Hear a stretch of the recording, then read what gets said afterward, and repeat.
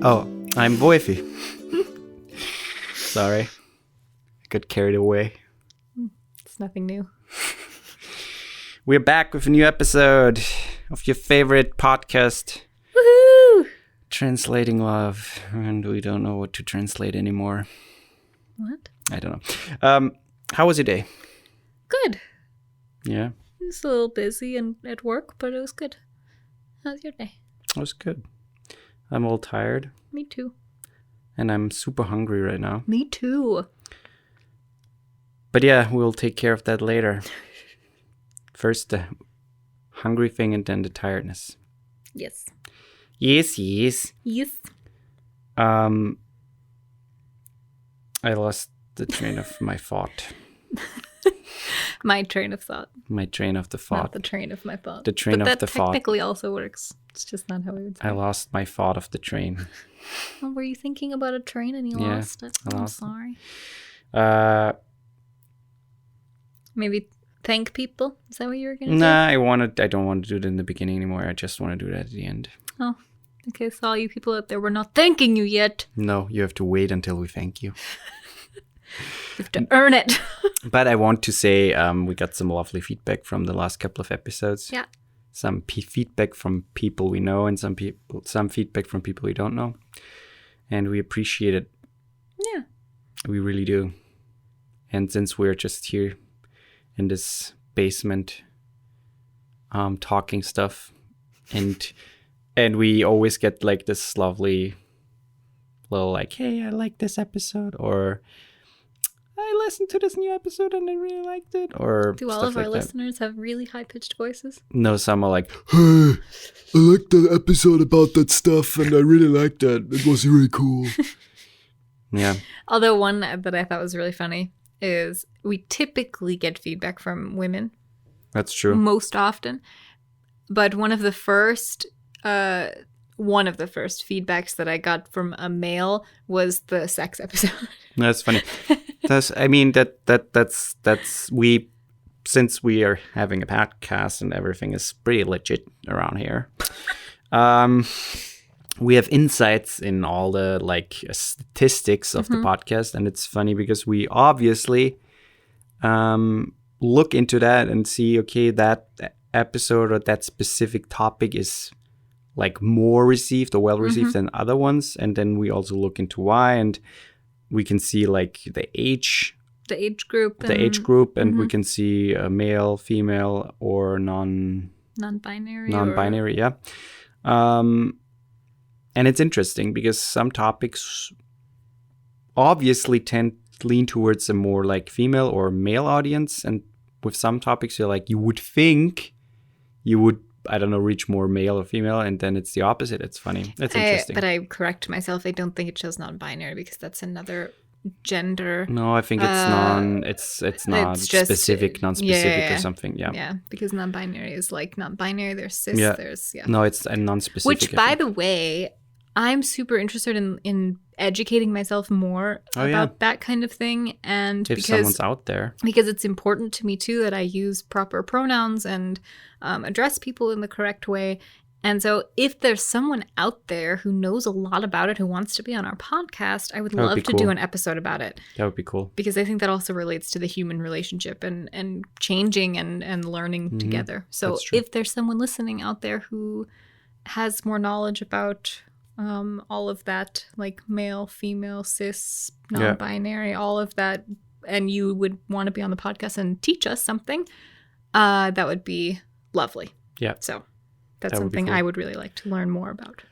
That would really be cool. I mean, in general, if you have a topic suggestion, or if you feel like you're a pro or like a professional or like some sort of, I don't know, what is the word I'm still looking for? Like this expert on a field. Thank you.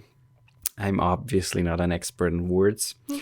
But if you're an expert in something and you want to talk about something, please hit us up. Yeah. Because we're just two dumb people sitting in a dumb basement talking about dumb stuff.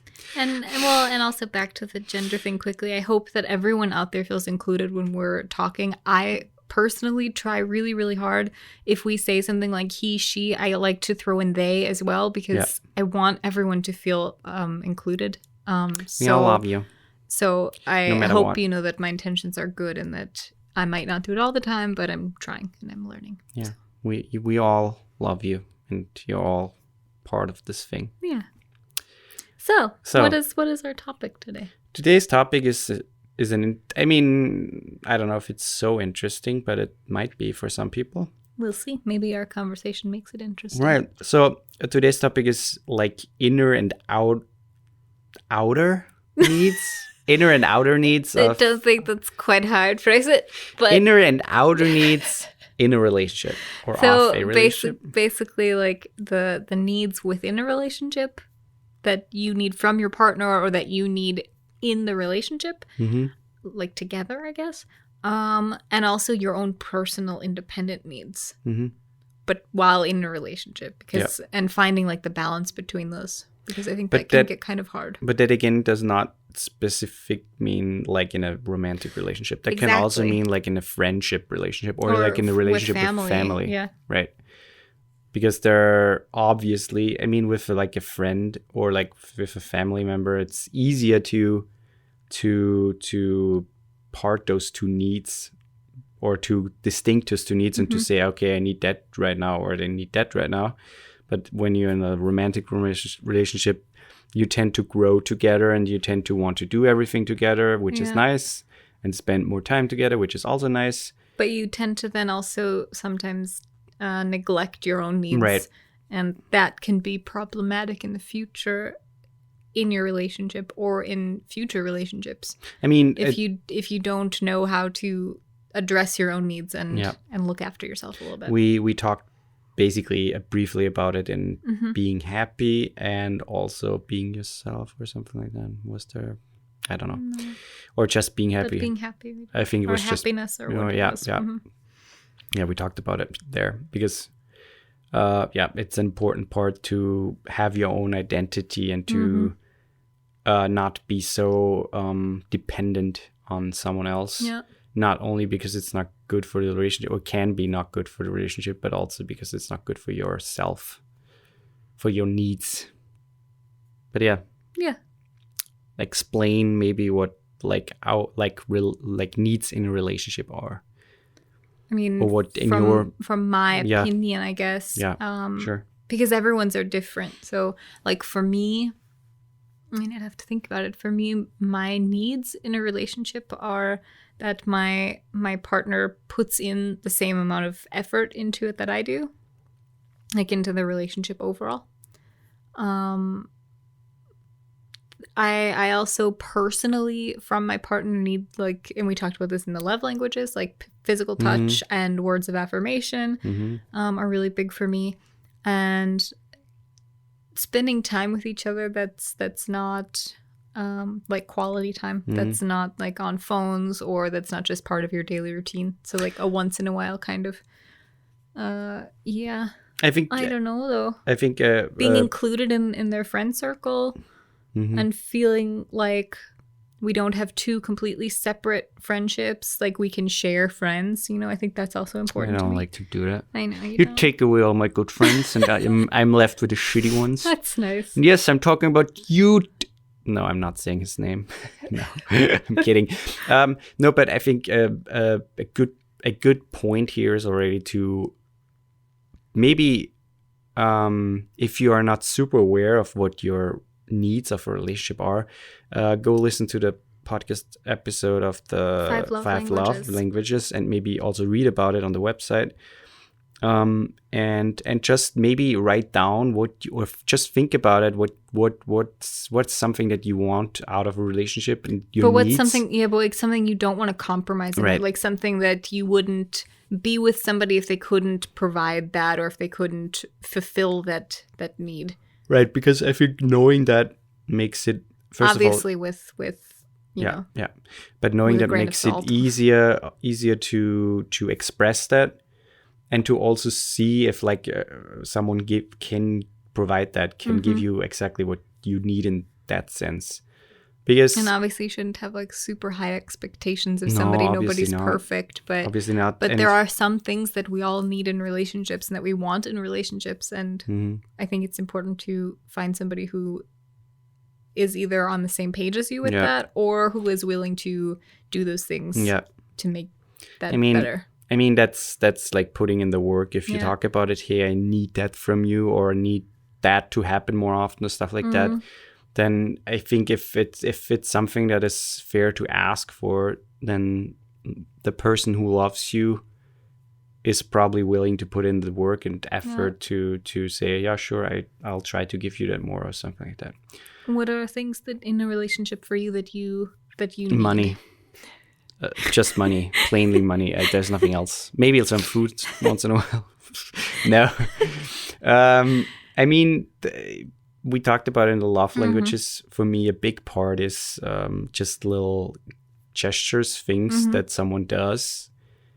That's just something because that's me. I like to do that too, but that's like big for me. I don't need someone to tell me all the time that they love me, which is nice. I appreciate it and I like it, but that's not something I would rather choose the small little things in daily life that shows me the love and appreciation. I don't know. That's for example, something he really likes is like I did tonight, if I clean. So I came home and I just decided, he really likes it when it's nice and clean. And so I come home and our whole area is really super clean and smells nice, and I dusted and disinfected and all of that good stuff. And I made the fresh bed. And you made the fresh bed and surprised me with a little belated birthday gift / I appreciate you gift, and that was really sweet. Yeah.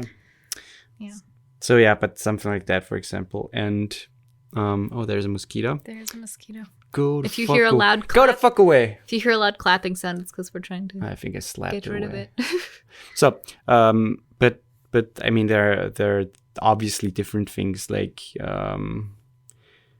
I like to be close to the person, obviously, and I'm not the touchy handsy on feeling outside, but I am. But I like doing that once in a while at home.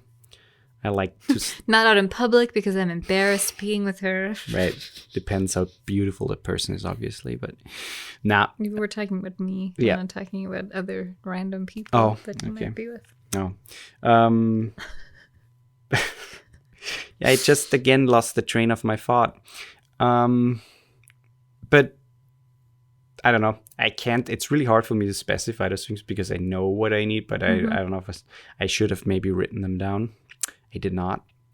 So that's my bad. But I mean, in overall, it doesn't really matter what I think. But I know, for example, that I once in a while need something that comes from the outside, and that's the big counterpart to that things that you get from inside of a relationship. Because I know that once I get super close to someone and attached, I mean, it's nice. I like it, and especially when you live with someone, you have that every day. But once in a while, I just need to watch a movie alone or get some coffee with a friend, or I mean, even just going to work is something that is nice because most of the time I'm working from home. So going out to shoot something or to not shoot something with a gun. For those who don't know, he does film for his work basically. So to go to a film shoot. Yeah. Right, to shoot film and not a deer or something. That alone is nice, and fulfills my needs outside of the relationship. I think I'm speaking from my past relationships. At some point, I was so in one relationship, I was so focused and so attached to that person, to the other person, that I didn't fulfill my outside needs anymore, and I was so dependent on the person that I developed severe what is it called? I was super jealous, severe jealousy, up to the point that it was so it was really bad. It was super bad, and which is not something I knew back then. So it was really hard to figure out, okay, what to do to get rid of that. And the big counterweight to that whole jealous thing was do something completely unrelated to that person. Go out with friends, do something that I usually not do, ask friends more often to do something, and just be like try to feed my own identity and to make I don't know, I like the idea of having two identities in a relationship, like my own, myself, and then the combined part with my partner. And I like to visualize this in two little circles. Obviously the relationship circle is a little bigger, but the identity circle should be equal or a little smaller, not super tiny small. I think they should be equal.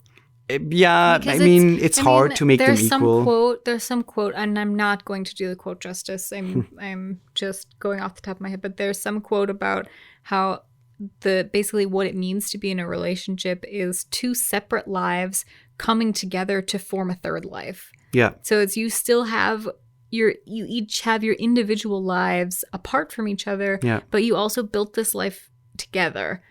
And so it's not about losing one or the other. It is about having both of those, combining your lives to make another life, essentially, and holding on to the things that are important to you. But so sure, there's compromise there, and there are some things that fall away. Yeah. But I don't think that the relationship and the independence or the personal life I don't think one should be bigger than the other. No, that's true. I mean, obviously the optimum would be that they're equal. Yeah. But and in terms of time you put into them, sure, that might be different. No, I'm not saying time. But the importance of them should be the same. I think at least, I don't know, I think it's hard sometimes to maintain your own identity and to do something outside of the relationship.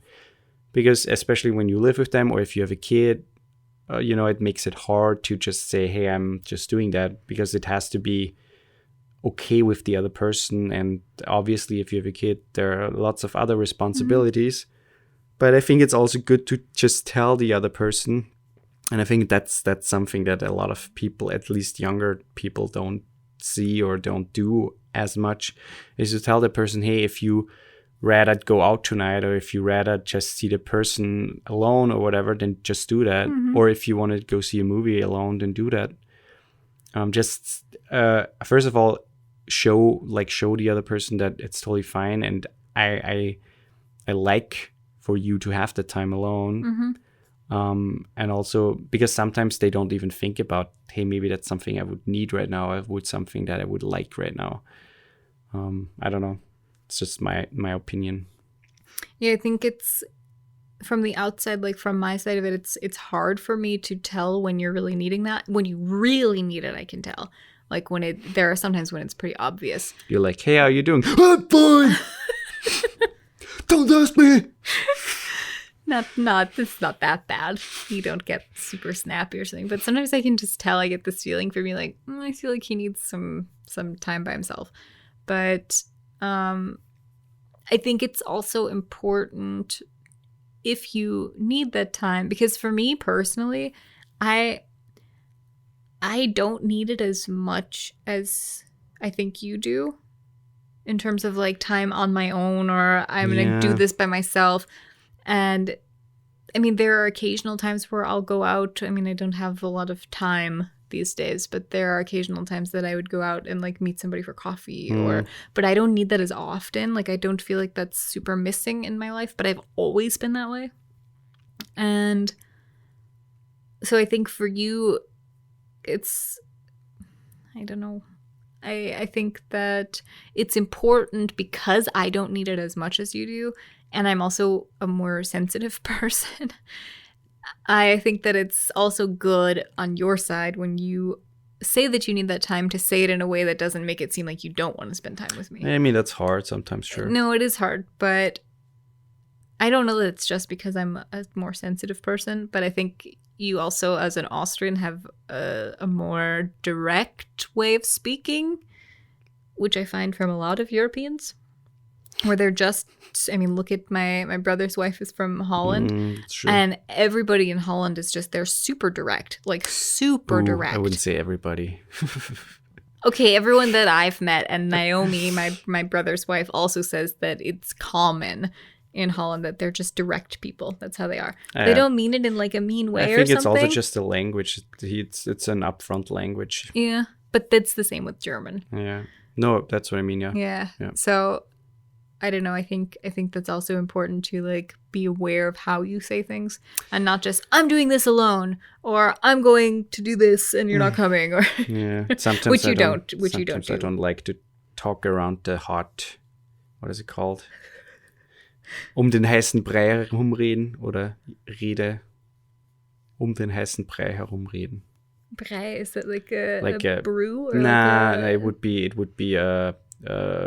fuck. What is the word? The breakfast. Porridge. Porridge. Yeah. Den heißen Brei herumreden. Don't talk around the porridge. Which basically mean yeah. If you translate it, no, which basically means like talk around the subject or talk around it in a way that it makes you feel not hurt or sometimes. But the thing also, is, it doesn't have to be a hurtful thing. That's what I'm saying. My point is that it doesn't have to be hurtful. No, but also sometimes you don't want to address it directly.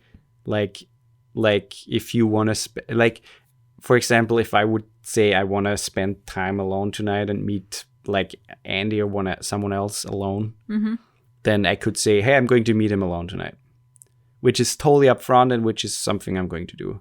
I could also say, hey, would you mind if I meet Andy tonight, which is something you would prefer. But you don't like it because your whole thing is that you feel like you're asking for permission, right. But you're not. It's more because I wouldn't say no to that. That's the thing. Yeah, I wouldn't be like, no, you cannot do that. I mean, that's a classic German English thing. Yeah. And then there's the third option where I talk around it, like, hey, Andy asked me to do something tonight. I don't know yet. And then I wait for your opinion and, you talk around it. And the funny thing is that sometimes you not anymore, but you used to do it where you asked them to meet up for coffee or whatever. But when you told me, it was always they asked you to meet for coffee because that was easier for you to say that you're going alone because they asked you. The thing is, in channel, nobody asks me anything. Unfortunately, nobody asks me like, hey, do you want to hang out? Unless they need something. So that's not always That's true. My life. No, that's true. 100% all the time. No. That's people. People need something all the time. And I'm like, okay. We have multiple friends who have asked us to do things together just because they want to see us. Yeah. Including recently. No. So don't be like that. I have no memory of that. So, yeah. But overall, I mean, our rambling point here is that it's important to feed the cookie. To feed yourself the cookie sometimes. And with cookie, I mean something that you can't get from the relationship. Yes. But not in a sexual way. No. Unless it's cool with the other person. If you have an open relationship, that's different. If you hit up a hooker once in a while and your gal or your guy or whatever is fine with it. Or a partner. Cool. It's a weird transition. Yeah. Sorry. Yeah.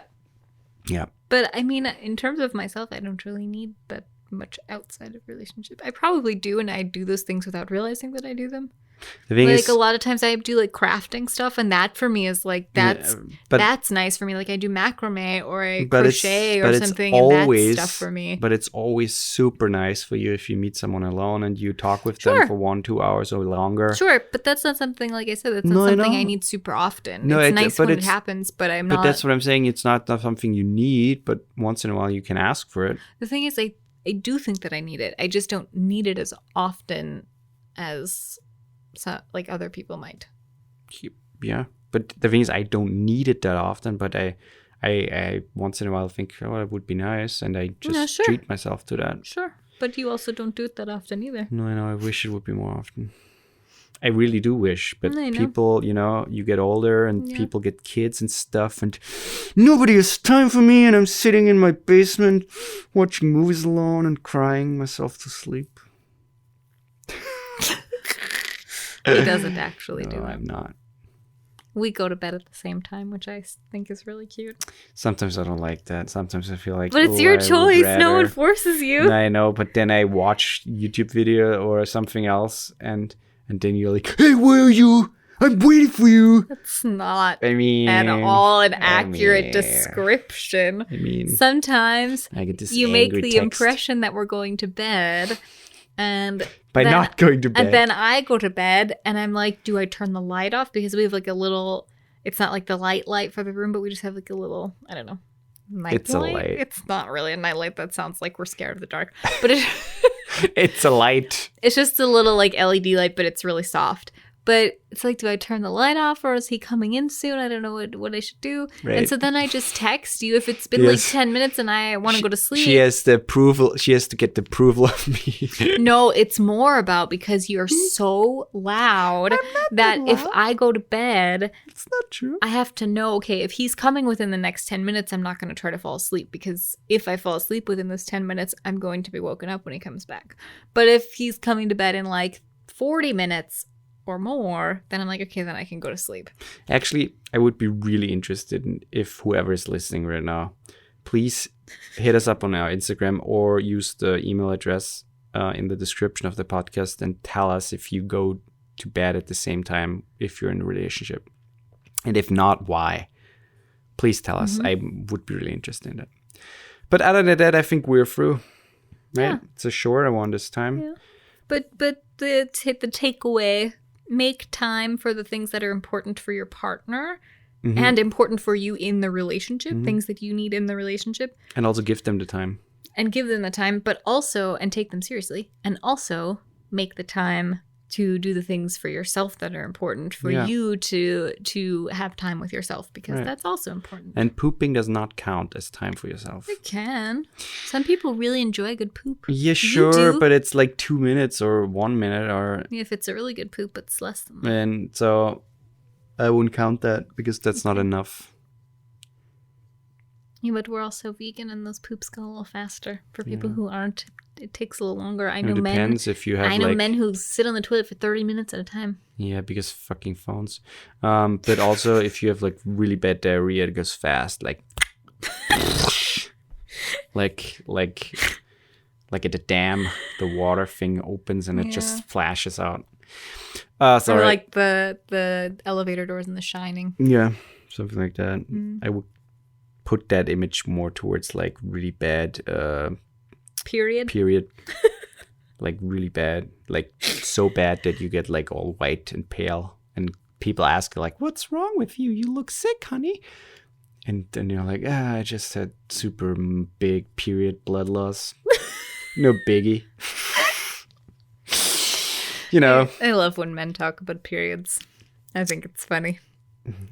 By the way, we are launching a new podcast called the Period Podcast. Period and poop. Period and poop. It's just me this time. Or no, poop period. Poop period. That's good.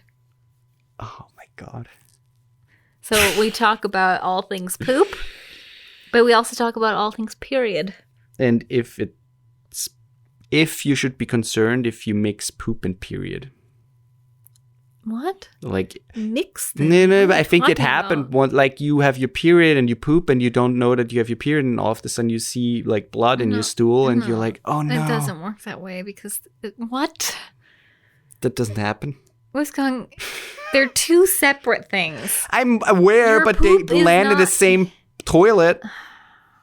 And then they mix together. And they don't mix together. How do they mix together? Is someone mixing them? Danielle, I'm not. When you wipe your vagina, it's not like men who you don't have to wipe your penis after you pee, even though I think you should. I do. That's such bullshit. I do. You don't. Yes, I do. Wolfgang, Danielle, you don't tell me what I do because you don't know what Wolfgang, I do. I have seen you pee hundreds of thousands of times, and you never do that. Yes, I do. If there is a droplet or multiple, then I wipe my urethra. Most people shake it. Yeah, if you stand. Yeah, that's what I'm talking about. But most if I of the sit, time you're standing. But if I sit, I wipe it. Yeah, but because I stand you also up, poop. When you're sitting, so it makes sense that you're already taking the toilet paper. No, when you wipe your vagina, there is blood there. So obviously, then you know. It's obvious. Oh, okay, that's true. That makes sense. And most women know when they have their period. It's not like, oh! What is... Oh, yeah, I'm a woman. Like each month. Oh, yeah, that's big. Why do I have bloody stool once a month? Like you run to your doctor every month, they tell you, it's 4 weeks that you had a period, right? And you're like, oh yeah, I totally forgot about that. That's why I'm so moody and have cramps. Okay, sorry. Oh, Robert is back. We're done. Thank you for listening. Robert is my chin hair. Yep. Thank you for listening. Please share. Please share with your friends and family.